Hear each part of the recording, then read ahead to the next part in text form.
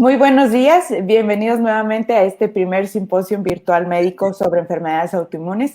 Y hoy finalmente tenemos a nuestro gran esperado doctor Genaro Tamayo. Doctor, bienvenido. Él nos estará hablando hoy sobre patología del seno. Ya no digo más, el doctor es todo de ustedes. Adelante, doctor. Muchas gracias, muchas gracias. Pues antes que nada, agradecerles el que nos hayan hecho el favor de invitarnos y pues para agradecerle a Fabiola, a Albita que nos está ayudando con todo esto de la tecnología y pues para no quitar tiempo a la presentación, que la verdad es que es lo que nos interesa transmitir, pues, ¿qué les parece si de una vez entramos en materia? Y a esta plática, que ya he tenido oportunidad de presentarla en algunas ocasiones, pues le hemos denominado La Bella y la Bestia. Les agradezco a todos ustedes, a todos los auditorio que nos estén haciendo el favor de escucharnos. Sé que todavía es temprano, que todavía muchos estamos desayunando, pero realmente les agradezco que se tomen un poquito de su tiempo. Muy bien. Si bien nuestro sistema inmune nos permite actuar con nuestro entorno, la realidad es que en base específicamente a los padecimientos mamarios, pues no se enfocan tanto como enfermedad inmune. Pero sí, platicando precisamente con Fabiola, creemos que entender todo lo que es la mama, todos los cambios que ocurren en la mama, que no necesariamente son patológicos, sí es importante porque desgraciadamente es una situación que se observa comúnmente. Y desgraciadamente a veces como que no vemos a la mama de forma integral. Y por eso es que mi interés hacia el público general es que entiendan que si bien el cáncer de mama es una enfermedad importante, es nuestra enfermedad objetivo en la clínica de mama, de ninguna manera es la más común o la única que se presenta. Entonces, si ustedes me lo permiten, vamos a empezar. Estoy seguro que, igual que la gran mayoría de mis pacientes, ustedes han tenido una enorme exposición a la información sobre cáncer de mama. Esto genera una percepción anormalmente alta a un fenómeno que probablemente no es tan común. Sí es muy importante, pero no es tan común o no tan de acuerdo a la exposición. Pero vamos a empezar desde el principio. ¿Qué es la glándula mamaria? ¿Cuál es su función? ¿Por qué es importante la mama? Y vamos a empezar, por lo tanto, con eso.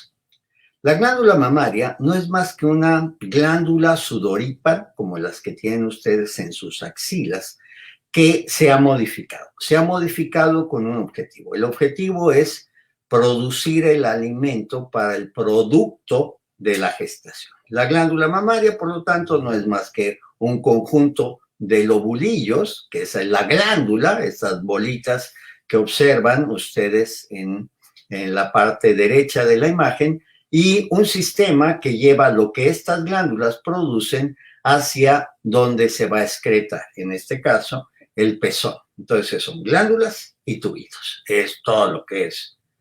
Pero ¿realmente es todo lo que es?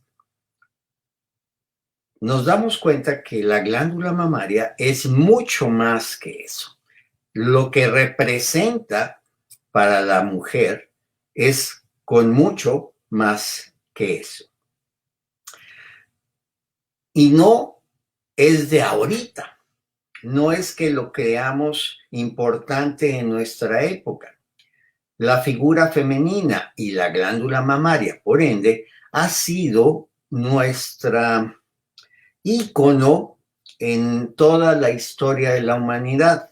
En parte porque las damas no pueden presumir que tienen un útero muy bonito o un cervix precioso, pero lo que sí exhiben es una figura muy armoniosa, unos pechos erguidos, una prominencia de caderas.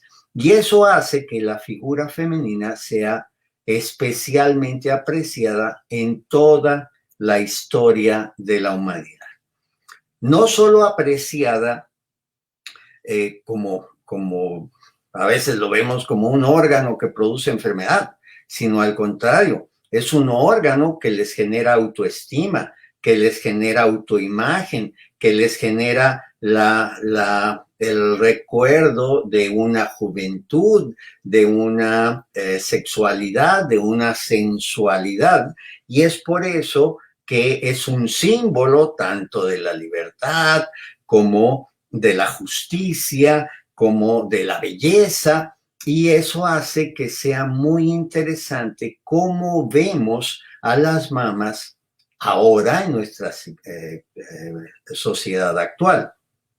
Tan es importante que ni masculinos ni femeninas se pueden abstraer de un escote bello, de un escote estético. ¿Por qué? Porque además las damas no pueden exhibir, digamos, sus glúteos abiertamente por ejemplo, en una cena elegante. Pero un escote bello, un escote estético, es perfectamente aceptable desde el punto de vista social. Además, la maternidad, pues nos genera un sentimiento de apego, nos genera un sentimiento de que lo vemos agradable. Y eso hace que tengamos que entender una situación muy interesante de la mama. La mama no es la misma la que tiene la jovencita, la adolescente, a la que tiene la paciente cuando está dando de mamar, a la que tiene inmediatamente después de que termina su embarazo, la que tiene después de que termina ya el climaterio. Entonces, nos damos cuenta que a pesar de que nacen sin la estructura, la desarrollan y a veces en volúmenes muy importantes durante su vida reproductiva y al final de la etapa reproductiva esta estructura se atrofia, lo que nos indica es que es una estructura que está en constante cambio. Su única cosa es que se la pasa cambiando en su estructura. Y eso hace que sea, desde el punto de vista científico, desde el punto de vista médico, una estructura muy interesante. Sin contar de que independientemente de que nosotros la asociamos a la lactancia y a las funciones que cumple, la sociedad le asigna una enorme cantidad de otras opciones como la venta de productos o la venta o la asociación a eventos placenteros. Pero nuevamente, la glándula mamaria para lo único que está diseñada es para proveer al producto de la gestación la alimentación hasta que éste es capaz de procesar los alimentos por él mismo. En los humanos decimos que hasta que se genera la dentición. ¿Cuándo empieza la dentición? A los 6 meses. ¿Cuándo termina? A los 2 años. Entonces, una lactancia completa, por tanto, se generaría entre este periodo, 6 meses a 2 años. Es tan extraordinaria la glándula mamaria que identifica las necesidades del producto y le permite generar el alimento que necesita el producto. Si tiene sed, su leche es más aguada, más líquida. Si necesita calor, la leche tiende a tener más grasa, tiende a tener incluso grumos. Se acordarán los que ya tienen algún tiempo que la leche cuando llegaba bronca, hasta gotitas de grasa, que de ahí sacábamos la nata y sacábamos la mantequilla, se obtenía de esta leche.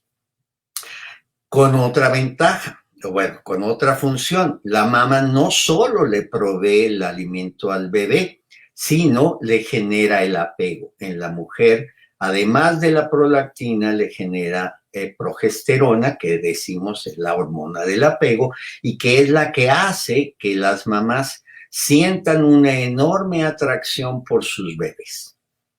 Si además asociamos que a esto se siente una experiencia placentera durante el acto sexual, bueno, pues ya tenemos otra función. Es común que las damas luego se quejen que los caballeros no tenemos hijos y por eso no sentimos tanto apego. Pero la naturaleza es muy sabia. Si hubiéramos tenido nosotros la capacidad de tener hijos, al no tener mamas, pues simplemente el bebé hubiera estado condenado a morir porque con qué lo alimentamos. Este es un chistorete malo, pero siempre me gusta ponerlo. ¿Por qué es importante la mama desde el punto de vista médico? Bueno, esta es la razón. 1 de cada 3 pacientes va a acudir a la clínica de mama en algún momento de su vida por la sospecha o por la presencia de alguna patología. 1 de cada 5 damitas va a meditar en algún periodo de su vida algún tipo de procedimiento de diagnóstico.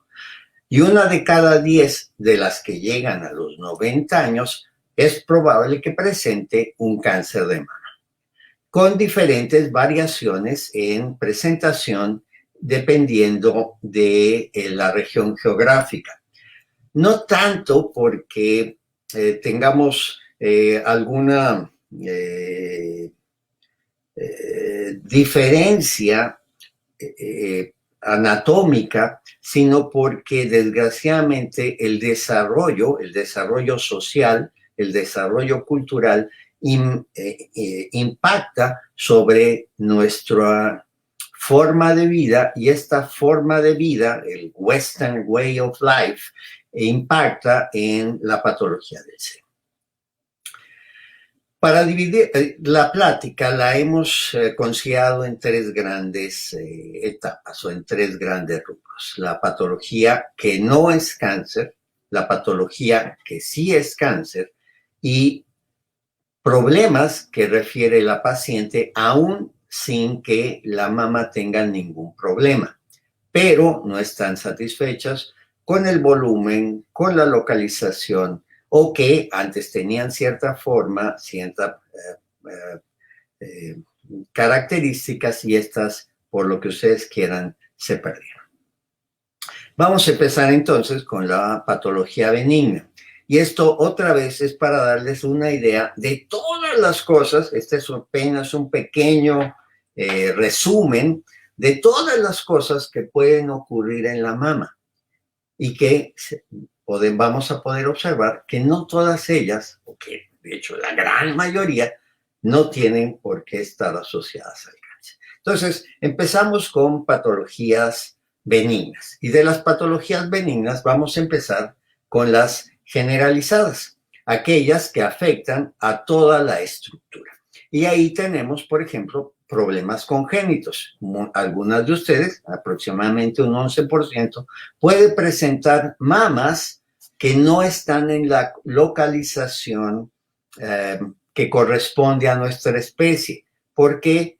Pues porque si bien recordamos que los perritas, las gatitas tienen glándulas por todo lo que se llama el cordón mamario, que va desde la axila hasta la ingle, en nuestra especie, al incorporarnos, solamente conservamos las 2 de la cara anterior del tórax. Pero eso no significa que, otra vez, aproximadamente un 11% de los pacientes puedan presentar estructuras normales, pero glándula mamaria, ya sea en su axila o en su abdomen. Incluso muchas de ellas se desarrollan durante el embarazo, y tengo pacientes que incluso les sale leche por las axilas.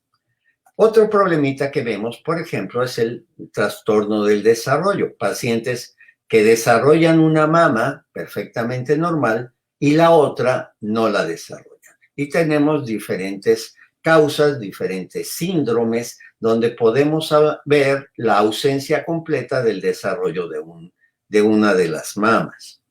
También cuando se desarrollan estructuras de forma más mayor del que sería el número apropiado para la especie, en este caso 2 pezones. También en el desarrollo podemos ver que se pueden desarrollar cuando todavía no correspondería por su edad, y a esto le decimos telarquía. O que el desarrollo sea más o menos normal de uno y exagerado o mayor en el otro. Todas las damas en general tienen una pequeña diferencia, pero cuando esta diferencia rebasa el 30% de la mama que la paciente considera normal, es cuando hablamos de problemas del desarrollo. También cuando el desarrollo es exagerado, es muy voluminoso y las pacientes presentan este tipo de cambio que le decimos macromastia. O que algunas de las estructuras en particular se genera de tamaño muy prominente. Para algunas pacientes esto no tiene trascendencia, pero para otras sí. Si bien se puede proyectar, también se puede desde el desarrollo tener una proyección pero inversa, una inversión del pezón. Y finalmente, cuando las pacientes presentan tenían volumen antes del embarazo, generaron su lactancia sin mayor dificultad, pero al final del embarazo esta estructura se atrofia y entonces le llamamos atrofia posparto. También inflamatorias, que lo que más vemos, desgraciadamente, es traumáticas, ya sea por el cinturón de seguridad, por violencia intrafamiliar, por traumas con biopsias por sacabocado. Ahora lo hemos estado viendo frecuentemente o relativamente comúnmente. Y procesos inflamatorios como los abscesos, como las mastitis de retención, como procesos infecciosos de diferentes índoles en la glándula mamaria, incluso estériles, por ejemplo, cuando un quiste se rompe y se genera una quemadura química dentro de la glándula mamaria. En cuanto a la enfermedad mamaria benigna, este término es el que sustituye a lo que nosotros le decíamos mastopatía fibroquística.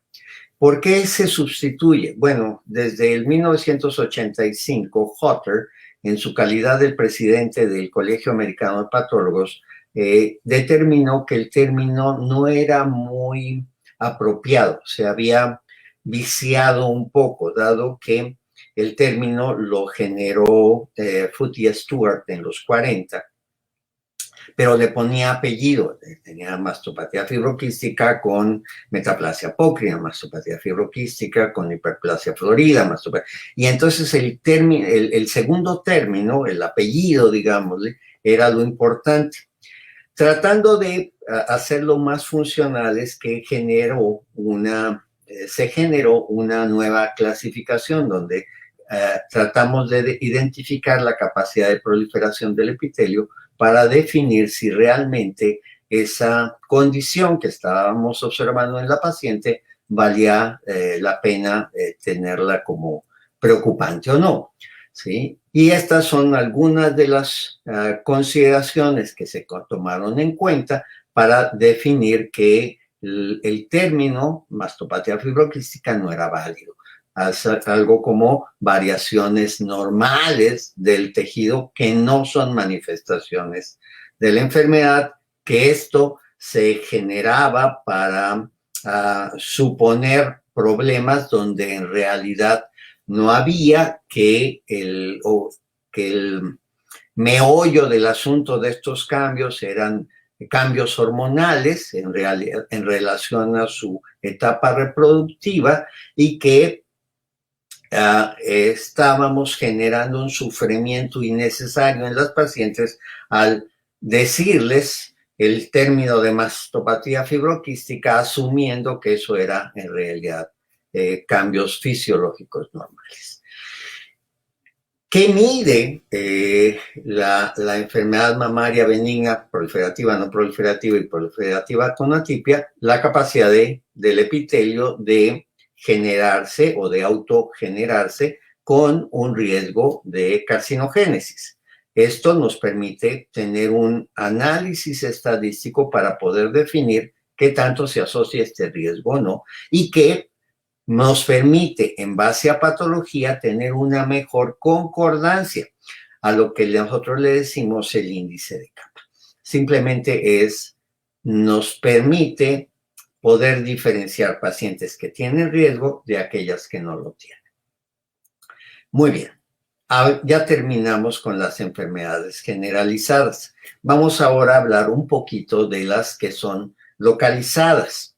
De las localizadas vamos a hablar inicialmente de las que son sólidas, las que son carnitas, las que no son un hueco, las que no son una bolsita. Entonces, de las sólidas tenemos nuevamente las proliferativas, y de las proliferativas, por ejemplo, las que más vemos son algunas de estas. El fibroadenoma, que no son más que bolitas, que pueden ser únicos, múltiples o bilaterales, que tenemos en pacientes muy jóvenes o que se generan o que las diagnosticamos en pacientes un poco más grandes. Estas lesiones tienden a calcificarse si no se remueven, y a veces estamos asustando a las pacientes de que ¡ay, qué miedo, cáncer! Y no es más que un fibroadenoma que se hizo viejito. Los adenomas son lesiones también semejantes a las anteriores, un poquito más suaves, un poquito más grasas. Los papilomas es una condición que frecuentemente les genera mucha ansiedad a las pacientes, porque una de sus primeras manifestaciones o su primera manifestación es que les sale sangre por el pezón, y eso les genera una angustia terrible, y la gran mayoría, afortunadamente, son lesiones benignas, a pesar de que una de las cosas que frecuentemente les dicen, si le sale sangre por el pezón, ya es cáncer. Y no, tranquilas. Usualmente, afortunadamente, el 90% de los casos va a ser un papiloma. Y también, forma localizada, podemos encontrar zonas con proliferación con atipia. Y estas también se consideran lesiones proliferativas. ¿Por qué nos interesan las lesiones proliferativas cuando se asocian a la atipia? Bueno, pues porque nuestros estudios en animales, el animal son estos, bueno, este también, pero lo que nos recién vimos con las atipias a nuestros animalitos de laboratorio, que les generamos lesiones en base a diferentes estímulos, y los observamos en base a la histopatología. Esto no se establece por una mamografía, no se establece por tocando a la paciente con el ultrasonido. No, esto se establece en base a estudios de histopatología o de citopatología. Y estos estudios son los que nos permiten establecer que hay lesiones que no tienen riesgo, lesiones que tienen un riesgo ligero, y lesiones que sí nos preocupan porque tienen un riesgo mayor.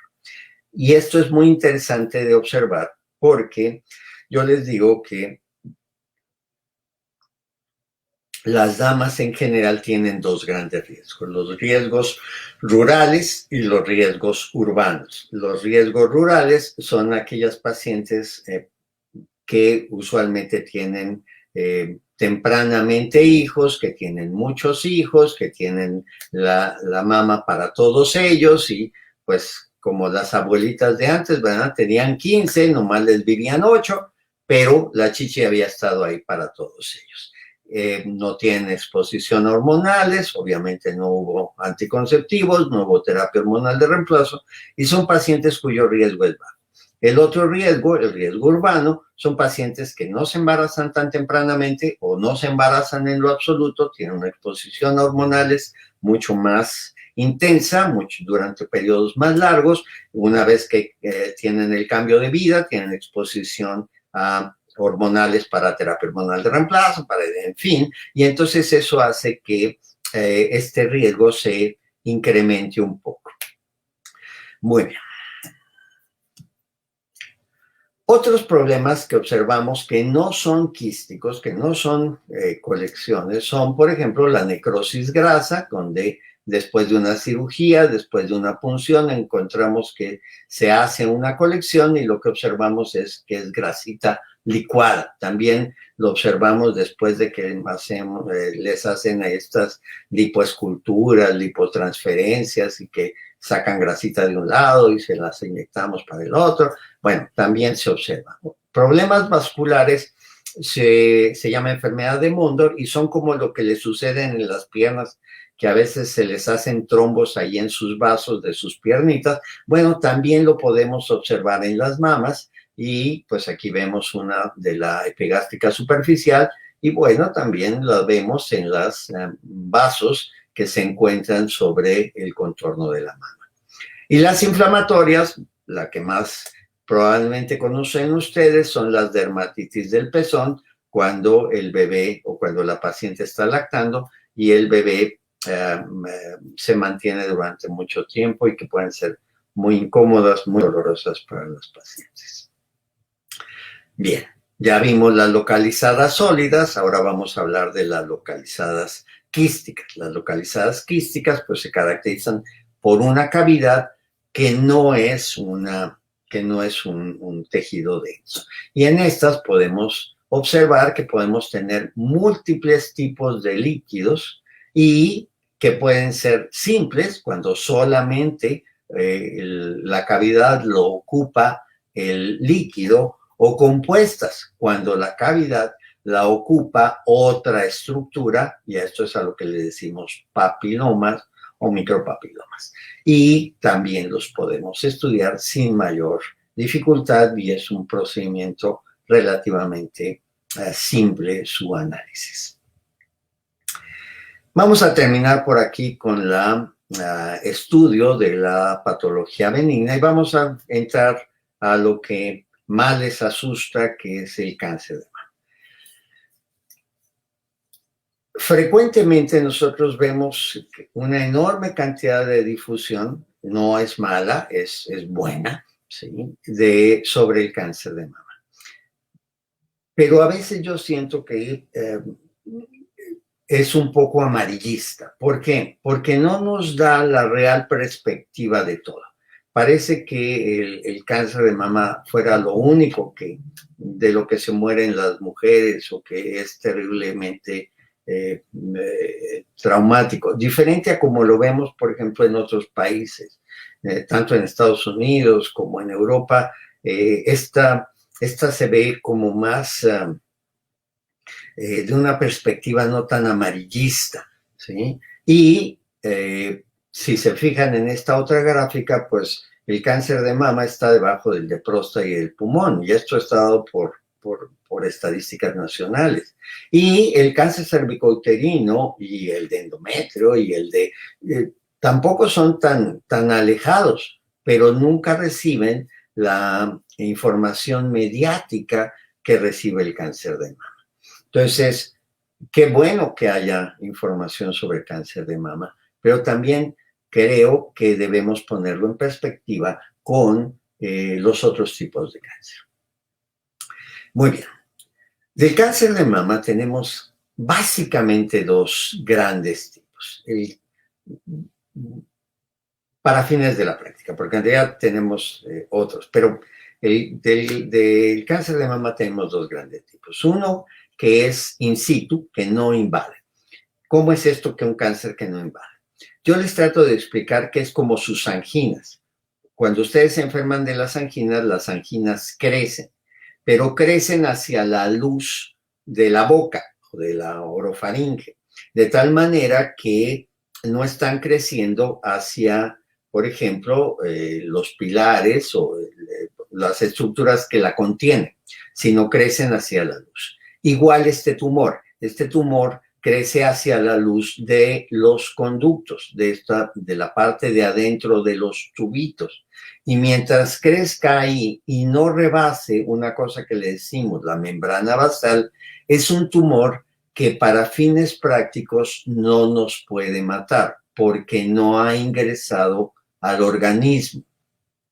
El otro tipo es el que rompe la membrana basal y sí infiltra, sí se mete a los tejidos, y al meterse a los tejidos es donde puede adquirir capacidades para irse a otras estructuras que sí son vitales. ¿Por qué? Porque finalmente la estructura de la mama se puede remover sin que afecte la sobrevida del paciente. Muy bien. Tenemos varios tipos, tenemos una cantidad enorme, cada uno tiene sus diferencias, cada uno tiene sus características, pero para fines prácticos vamos a considerarlos estos dos grandes grupos. Del que casi siempre hablamos es del invasor. ¿Por qué? Pues porque el in situ no nos causa la muerte. Hay que trabajar, pero no nos causa la muerte. ¿Por qué estamos viendo más cánceres de mama? ¿Será que hay algo que hicimos, algo que no estamos haciendo bien? Bueno, no tanto. Lo que pasa es que simplemente nuestra población va creciendo. Y cuando hablábamos de 1910 en Juárez, pues había 400 personas, y ahorita pues hablamos más de 3 millones. Y además el comportamiento de las gráficas, de las curvas, de las pirámides poblacionales se ha ido modificando. Cuando yo era joven, ya hace algún tiempo, pues básicamente el 50% de la población se encontraba abajo de los 14, 16 años. Después ha ido aumentando la cantidad de adultos y ahorita nuestro grueso de adultos pues se encuentra entre los 30 y los 60, y eso hace que la cantidad de damas que están en una etapa donde se presenta esta patología pues sea mayor. ¿Por qué nos preocupa el cáncer de mama? ¿Y qué aspectos tenemos que siempre andar verificando cuando vemos una paciente con cáncer de mama? Bueno, pues nos interesa a nivel local el tipo de tumor que tiene, qué tanto está en extensión, qué tan rápido o qué tan lento ha sido su crecimiento.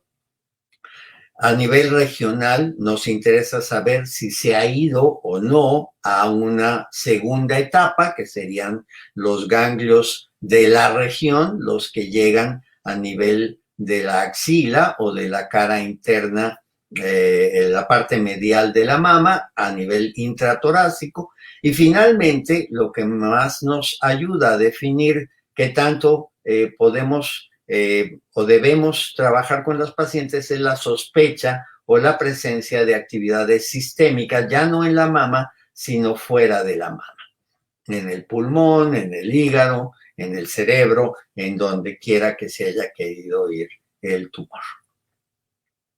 Muy bien. ¿Por qué es importante esto? Porque sabemos que el tumor no nace de facto enorme, sino que tiene que ir creciendo, y dependiendo de cómo va creciendo, nosotros podemos detectarlo. De tal manera que cuando nosotros podemos detectarlo en una etapa muy temprana, más o menos del tamaño de un chicharito, 1 centímetro, para fines prácticos, todas las pacientes les va a ir muy bien. ¿Qué les va a ir muy bien? Que van a poder sobrevivir. Muchas veces no tenemos que sacrificar su imagen corporal, podemos generarles ya sea reconstrucciones o cirugías, mastectomías parciales, donde queden estéticamente muy bien.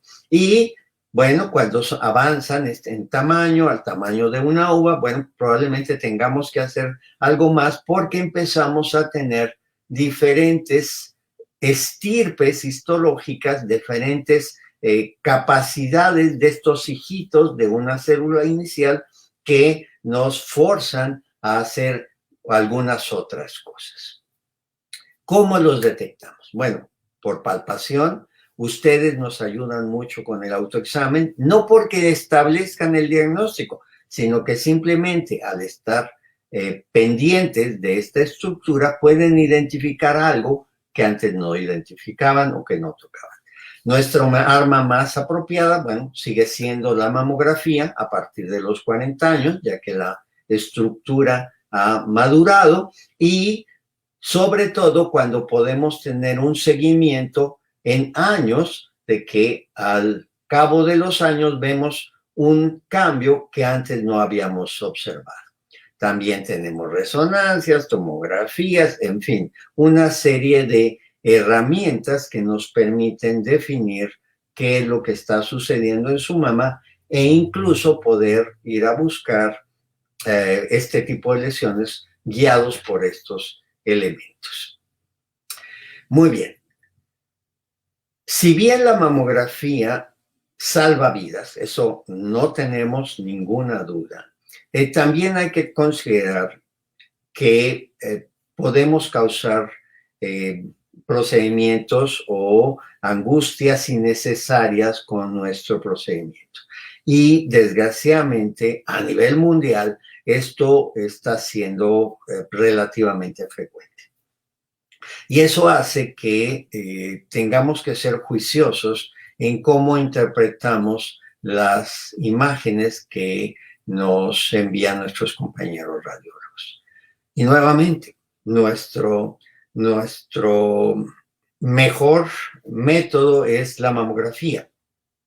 Pero vamos a ver qué tan importante es ser juiciosos con esta herramienta. Sabemos, y esto está puesto por el Colegio Americano de Radiólogos, que de 100 mamografías que vayan a mamografía periódica, a lo que le decimos de screening, 90 van a ser perfectamente normales. Listo, toman su mamografía y nos vemos al año o a los 2 años. 10 de estas 100 probablemente les pidamos que regresen, ya sea para hacer un ultrasonido o para repetir alguna mamografía que no haya quedado tan clara o que el radiólogo considera que debe de repetirse. A 2 de estas 100 les vamos a pedir que regresen a los 6 meses para ver qué pudo haber una lesión o un cambio que queremos revisar en 6 meses a ver qué sucede. Y solamente 2 es probable que vayan a necesitar algún tipo de procedimiento de cada 100. De tal manera que cuando vemos algunos lugares que frecuentemente están necesitando hacer procedimientos a las pacientes o los están pidiendo que regresen para otro estudio, siempre hay que ser un poco juiciosos de si no estaremos haciendo sobrediagnósticos o sobretratamientos. También les quiero platicar que el cáncer de mama no solo se ve desde el punto de vista histopatológico, no solo es lo que diga el patólogo que está observando. No, también les hacemos una serie de estudios que le decimos inmunohistoquímica para tratar de diferenciar el tipo de cáncer y el comportamiento biológico de este cáncer que estamos pudiendo establecer. De forma de entender que tratamos de personalizar la lesión que está presentando la paciente. Esto es, ya no es que trae un cáncer de mama, sino que estamos hablando de específicamente el cáncer de mama que tiene Juanita Pérez, por decir algún nombre. Y eso nos permite que esta clasificación nos ayude a determinar con qué método podemos hacer mejor el manejo de esta paciente en particular. Y eso ha modificado enormemente la sobrevida de nuestros pacientes en el aspecto de manejo. ¿Qué opciones les podemos ofrecer cuando desafortunadamente vemos que tenemos una lesión maligna en el seno? Si llegan en etapas muy tardías, la realidad es que poco se puede hacer. El problema o la ventaja es que la mama es un órgano relativamente expuesto, relativamente visible, relativamente eh, observable por la paciente sin mayor dificultad. Todos los días, en algún momento del día, al bañarse, al revisarse, al vestirse, en fin, podemos ver si hay algún cambio. Y una vez al mes, por lo menos una vez al mes, ya sea que reglen cuando viene su regla, o si no reglan, yo les sugiero el día en el cual ustedes nacieron, en el día de su cumpleaños, cada mes, ¿verdad?, estén revisándose sus mamas de forma específica y podamos identificar pequeños cambios, no porque eso signifique un cáncer, sino simplemente porque nos ayuda a que nosotros podamos revisar ese cambio y determinar si realmente tiene o no trascendencia. Porque lo que queremos obtener es esto: pequeños tumores, pequeñas lesiones, y con eso generar una enorme sobrevida. Si son lesiones en el ganglio, como este ganglio centinela, bueno, pues que sean mínimas, que sean milimétricas. Ya no tratamos de observar lesiones como estas, donde tenemos que amputar a la paciente, donde vemos grandes quemadas por la radioterapia, donde vemos linfedemas que generan una forma no funcional a las pacientes. Y si bien todavía en algunos casos tenemos que ofrecer cirugía radical, la realidad es que cada vez queremos ver más pacientes en etapa temprana donde podemos ofrecer cirugías muy limitadas, donde podemos dejar una mama muy funcional, un brazo muy funcional, un aspecto estético muy agradable, y incluso pacientes con mucho volumen, con localizaciones, digamos, cómodas para su resección. Podemos hacer grandes resecciones y podemos generar un aspecto estético muy agradable. También, si la paciente así nos lo permite, podemos remover su mama, remover la estructura, incluso con la axila, por incisiones pequeñas, poner un expansor y generar volumen, ya no mama, pero sí volumen, para que ella pueda estar cómoda, sentirse íntegra, sentirse completa. Y antes hacíamos los pezones con muchos procedimientos, ahora los tatuamos, y ahora tengo pacientes que ya no se tatúan pezón, ahora se tatúan que el nombre de los hijos y maripositas y colibrís y cosas por el estilo. Por eso es lo que me ha tocado ver. Cuando están amputadas, cuando ya tenemos la mastectomía, bueno, en algunas pacientes podemos considerar la posibilidad de regenerar el volumen con su propio tejido abdominal, y con este tejido generamos una nueva estructura en su tórax. Otra opción es, bueno, este es como hacíamos el pezón. También podemos hacer un trasplante de pezón. Cuando los pezones son muy prominentes del lado remanente, podemos cortar la mitad y hacer un implante. Pero bueno, ahora la realidad es que ya casi todos son tatuados. Y en pacientes que así también nos lo permiten, podemos hacer el dorsal ancho y jalar el dorsal ancho hacia la cara anterior para que nos permita cubrir una zona y generar un aspecto estético. Esta es mastectomizada y esta es una mastectomizada conservando el pezón y la areola, y bueno, generamos un bonito resultado. No todos son éxitos, tenemos a veces implantes que se ponchan, a veces recurrencias después de hacer las mastectomías. Son cosas que desgraciadamente la lesión maligna nos genera y bueno, tenemos que trabajar con eso.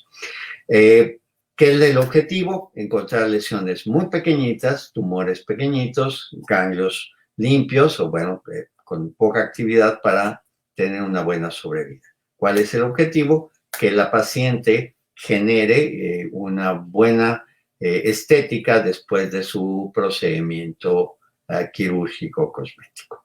¿De qué depende? Bueno, pues una serie de datos que recabamos del paciente y del tumor para poder diferenciar las diferentes opciones terapéuticas que se tienen.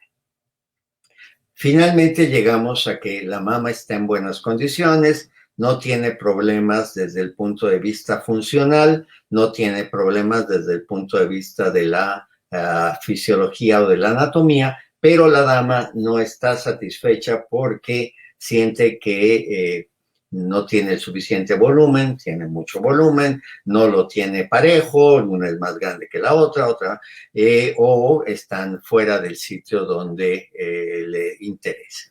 Y aquí, pues lo que se maneja son tres cosas. La primera es el concepto de esfera. La mama tiene que tener volumen en el polo inferior, en el polo superior, en el polo medial y en el polo lateral.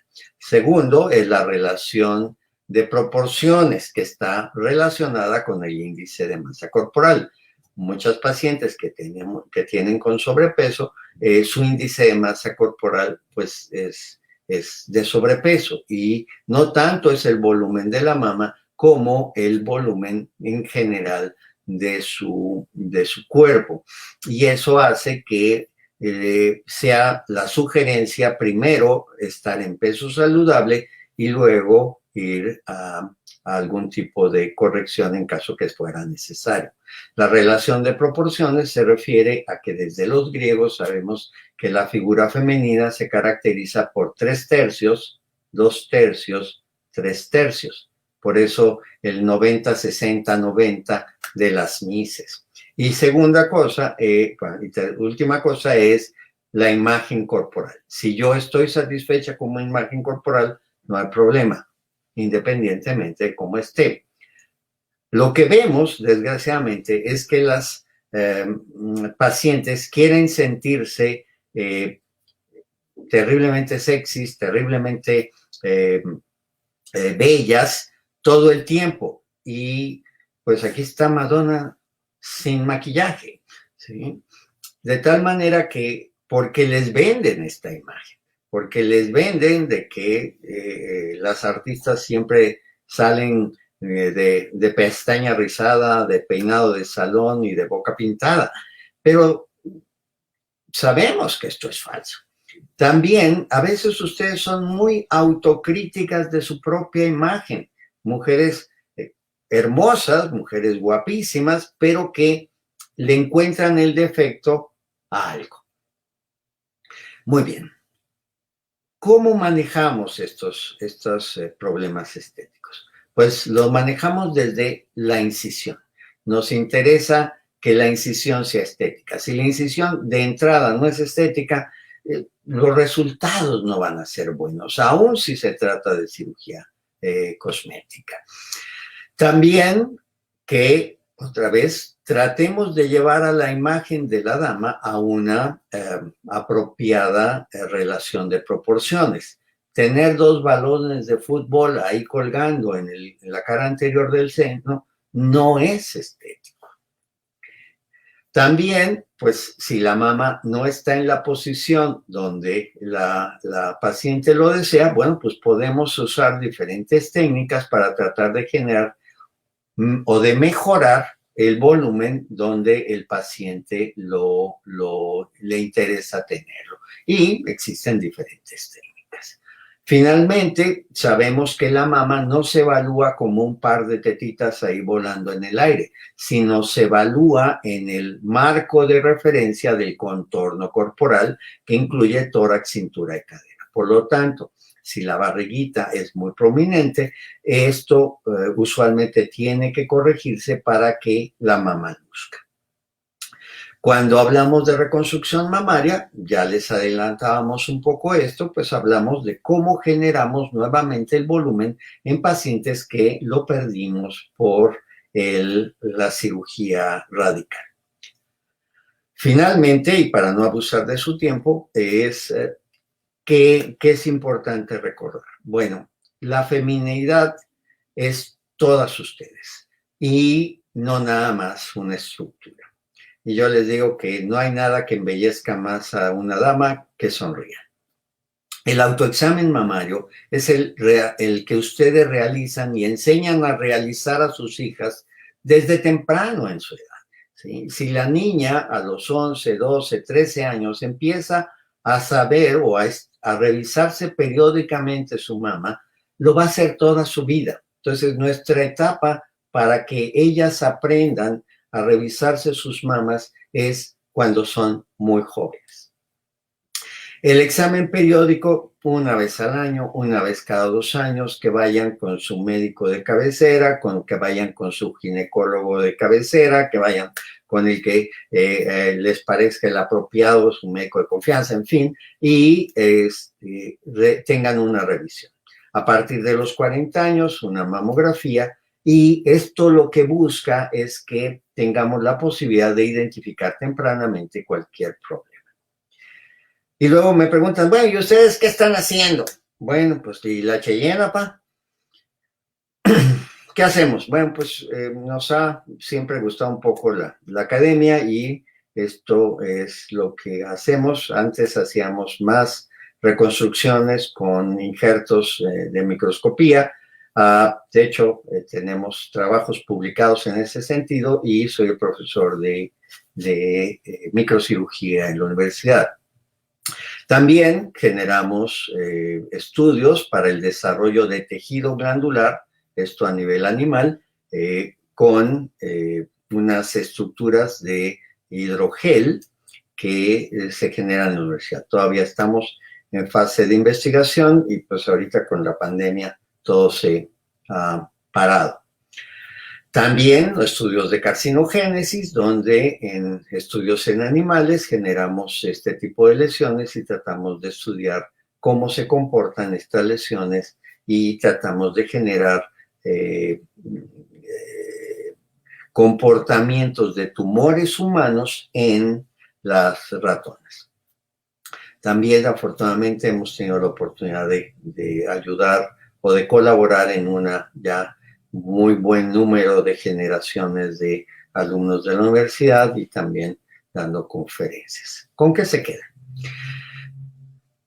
A la fecha hay más de 12, 13 millones de sobrevivientes al cáncer de mama solamente en Estados Unidos, que realmente mis compañeros son buenos haciendo el trabajo, somos buenos identificando las lesiones que llegan a ocurrir en la mama. Pero ustedes damitas, nos ayudan a ser mejores, porque son los que nos permiten, con una vigilancia periódica, que podamos identificar estas lesiones en beneficio de todos. Muchas gracias. Si hay dudas, si hay preguntas, estamos para servirles. Muchísimas gracias, doctor, por toda la información tan valiosa que nos acaba de compartir. Ahora es momento de enviar sus preguntas a las personas que nos están viendo por Facebook y todos los demás eventos que se han compartido. Doctor, si nos da un momentito en lo que llega este mensaje para que nos manden sus preguntas. Doctor, no sé si por mientras gusta compartirnos su información en caso de que haya alguna persona que nos esté viendo que esté interesado en su servicio. Claro, estoy en El Ángeles, soy el de la clínica de mama, el CENX. CENX es un modelo matemático que desarrollamos para mi doctorado y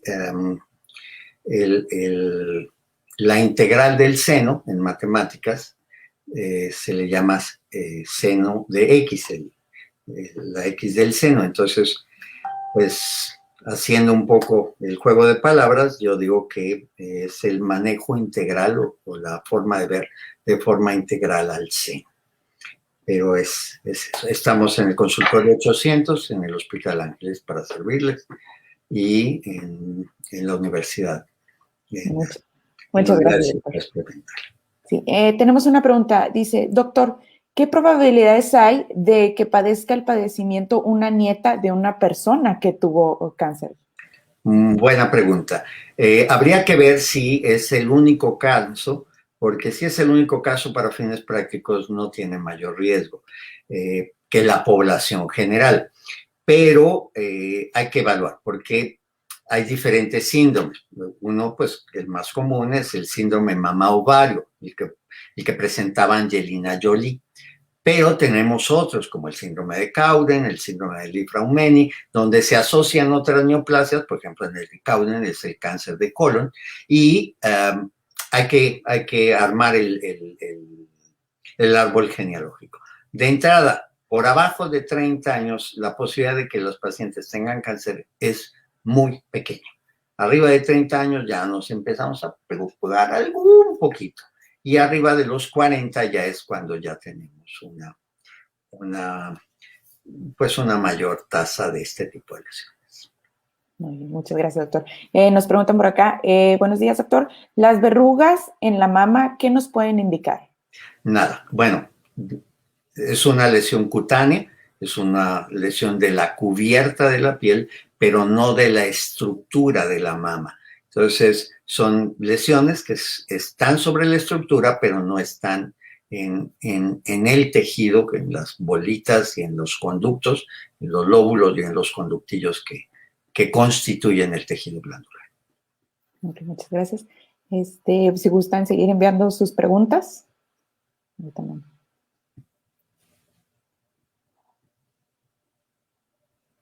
Un segundito, doctor, deje que... Está bien. Sí, ya llegó otra. Dice, doctor, mencionó que la incidencia de cáncer estaba relacionada con la situación geográfica. ¿Dónde es mayor la incidencia? Por ejemplo, en México tenemos dos países.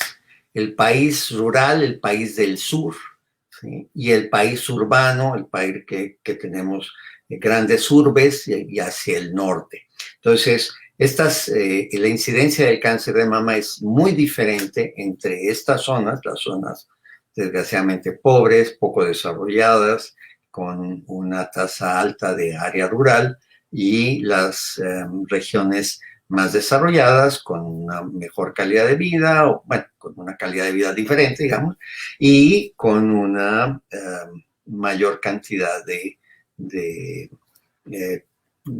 lo que le decimos el Western Way of Life, ¿no? Mayor de sobrepeso, mayor de diferentes cosas.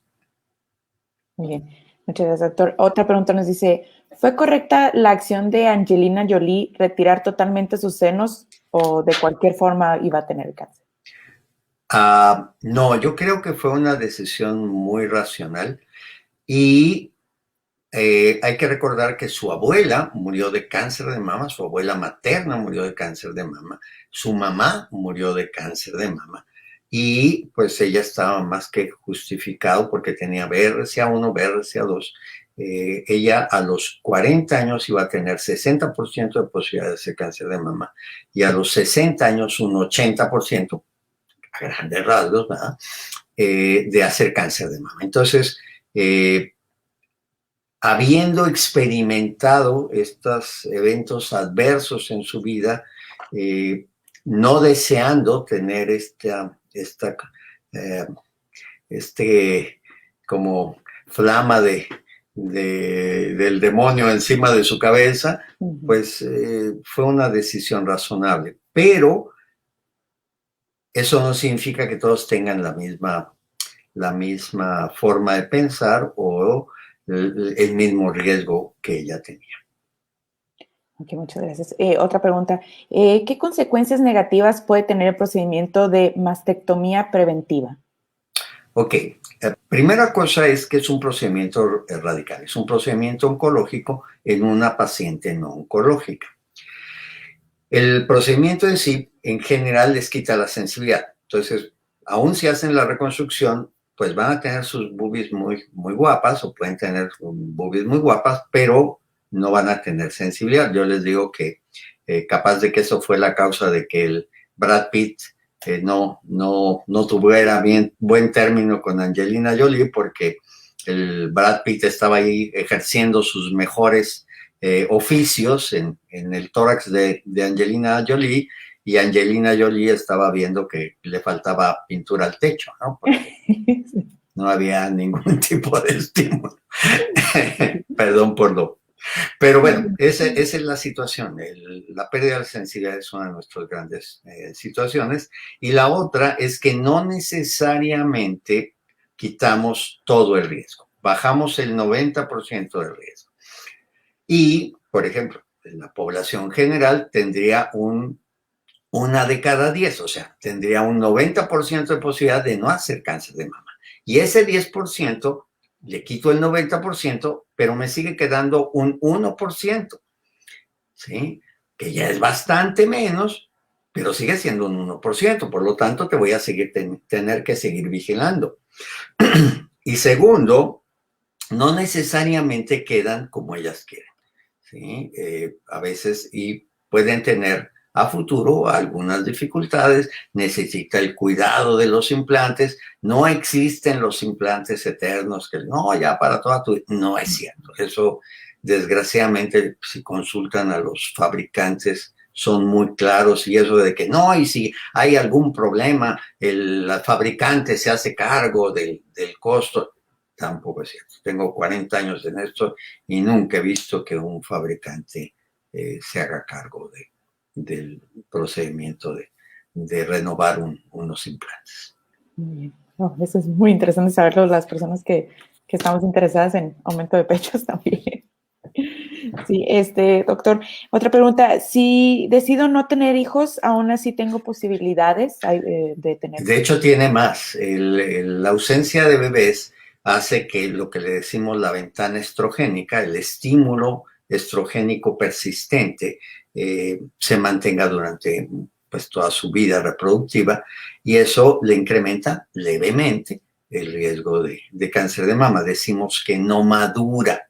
La maduración se mide por una cosa que se llama el índice de timidina, y fueron de los estudios más tempranos que hicimos en cáncer de mama para determinar por qué unas pacientes tenían más presencia de lesiones que otras. Y el índice de timidina fue lo que nos indicó la capacidad de maduración de ese tejido en particular, y por eso es que sabemos que ocurre en pacientes que no tuvieron embarazo. Y por último, doctor, dice acá una usuaria, dice saber si el doctor participa en alguna asociación contra el cáncer de mama y dónde es más indicado hacer una mamografía, sector salud o particular. Bueno, sí participé. Mucho tiempo estuve en SCAM, mucho tiempo estuve en Red. Desafortunadamente ahorita por 1000 cosas ya no me alcanza el tiempo, la verdad. Y ya ahorita no estamos en ninguna de las instituciones, pero no hay mayor problema. Encantados podemos echarle la mano. Y en cuanto a la segunda, no importa. Aquí lo que importa, no importa si es en salud o es en privado. El chiste es que la calidad del estudio sea apropiada. Y la calidad del estudio la pone el radiólogo. Esto significa que tienes un radiólogo interesado en el estudio de que salgan bonitas las placas, que se vean bien, que el estudio, que la mama se vea transparencia con eso. Actualmente hay muchos estudios que son incluso más caros, pero que todavía no demuestran que sean mejores a nivel estadístico. Las tomosíntesis, la tercera dimensión, son excelentes estudios, son preciosos, pero no es para todas, son para mama densa, y lo dice el American College of Radiology. Y solamente si vemos alguna cosa anormal, bueno, entonces se puede solicitar la tomosíntesis, y dependiendo de lo que se encuentre, se puede sugerir alguna de las diferentes muestras que podemos hacer con este tipo de estudios. En general, el triple test que está aprobado por el American Cancer Society es exploración física, ultrasonido y mamografía a partir de los 40 años. Antes de los 40 años, exploración física y ultrasonido. Muy bien. Bueno, creo que fueron ya todas las preguntas por el momento, doctor. No, además ya le toca a mi compañero. Sí, ya no, estamos justo a tiempo. Agradecemos infinitamente que nos haya dado este espacio en su apretada agenda para brindarnos esta valiosa información a las mujeres que muchas veces por pudor, por duda, no sabemos qué pasa. Entonces, creo que nos ha ayudado muchísimo a varias para saber qué está pasando y sobre todo, pues, cuidarlos y hacer el tacto, como usted comentaba. Muchísimas gracias, se los agradezco, Fabiola, Aldita, muchísimas gracias. Gracias a usted, doctor. Y que pase muy buen día. Hasta luego. Hasta luego, doctor. A los que estamos conectados, los seguimos invitando ahorita en punto de las 11:15 de la mañana. Tendremos al doctor Arturo Holling, médico internista. Nos estará hablando sobre tiroiditis de Hashimoto, otra de las enfermedades autoinmunes muy famosas. Entonces, los esperamos en un momentito.